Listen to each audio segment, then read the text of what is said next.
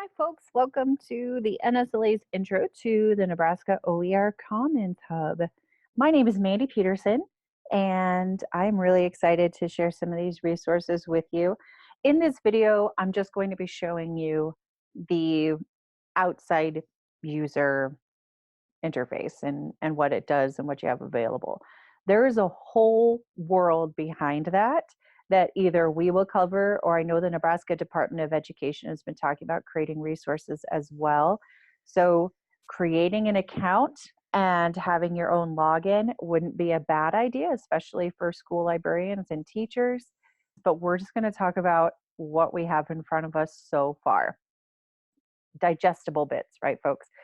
So one thing that I really love about this interface is that we are able to access everything from the very first page that we're on. How did I get here? Well, personally, I actually just Googled Nebraska OER Commons and it took me right here. But you could also use the www.oercommons.org/hubs/Nebraska, and it'll take you right to this. It would make an easy QR code to have around your school and something that would be somewhat easy to remember unless you're me and you have to Google everything. So the OER search, super user friendly and doesn't require advanced terminology. You're able to go in there, search for resources, and it covers a variety of age groups. And I will get into that with you folks in a wee bit. There are some things you may have questions about that they address right here on the first page. For example, why would Nebraska create their own OER hub? And this is really strongly tied to the Future Ready movement, which as librarians, we are very familiar with. And there are different ways that you can contribute to the Nebraska OER Hub. One is you could join what they call a working group. These are the people behind the scenes who take the suggested resources and find quality resources, vet them, and sort them into the categories. They also add all of what we would refer to as cataloging information to the resources to make them easier to search and categorize. So they do a lot of the heavy lifting. And let me show you where to find those. The working groups are here at the bottom, and you can go by content area, or you can look at state organizations. In my behind the scenes, I am part of the Nebraska School Librarians Working Group. And let me tell you what, they love, love, love to have us on board because we are experienced and nerdy researchers, and they love that. And we're experienced with cataloging things and how to break things down. So it's pretty nice. I like the Nebraska School Librarians Group. I would highly recommend it, but you can join more than one working group as well. If we look, I'm sorry for all the scrolling, I know it's rough.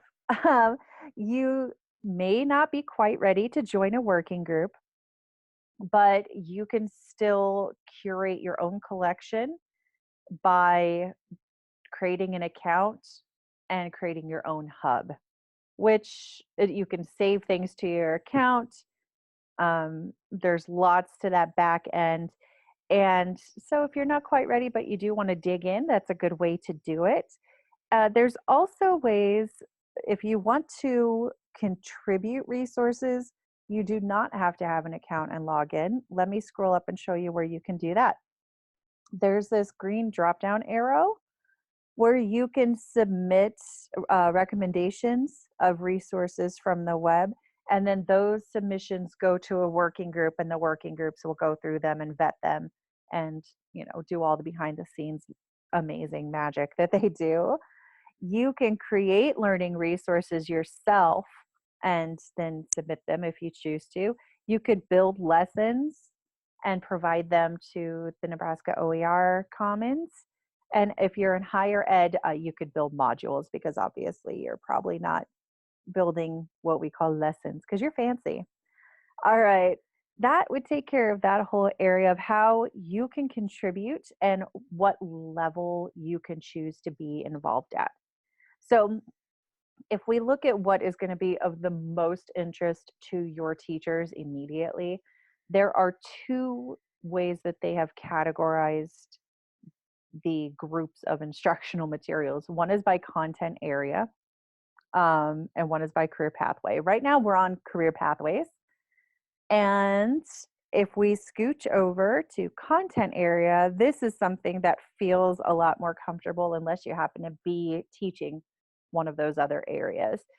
As you can see, there are a variety of level of resources available to folks. The Nebraska Health and Physical Education has really boomed. They have the most resources by far. But some of our other areas could really use folks providing suggestions for resources. What we're looking for is leveling the playing field for every resident of our state, whether they're a kindergartner or they're a great grandparent. This is free to everybody. We want to make it as usable as possible, and not everyone has the research savvy that we have. And this is a way for us to provide that to everybody in very visual formats.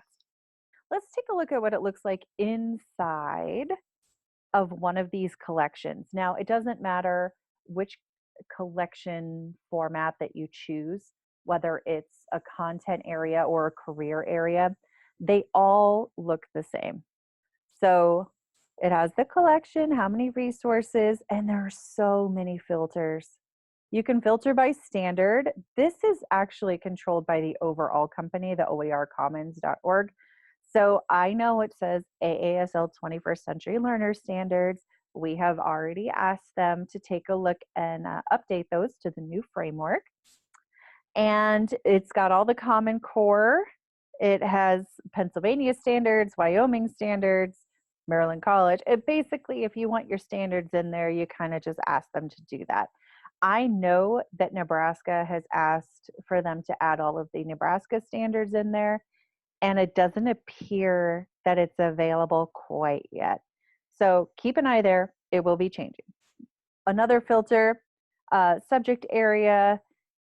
This is achieved by our tagging system. If you can see on the right hand side where it says subject, if it were another area of English language arts, it would need that new tag.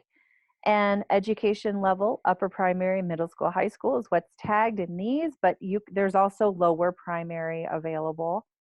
Material type, bunches of different kinds. Language, we can add things in any language as far as I know. And specific providers if you have one that you love. Now, this is pretty easy right now, right? Because there's only two resources. And that is something that we are looking to populate. So, again, if you have other resources, please share those with us. So we do have the user and the Nebraska instructional materials of content and career pathways. If you scroll a little bit farther down, they do have a professional learning section. They also have the OER and copyright and how those work together for professional development here, which is pretty great. And then OER curated resources. This is where a lot of population has gone into, but would need maybe more examination by the working groups to put these into content areas, because I have a feeling that that's where teachers are going to go. They're going to go to their content area and see what's there.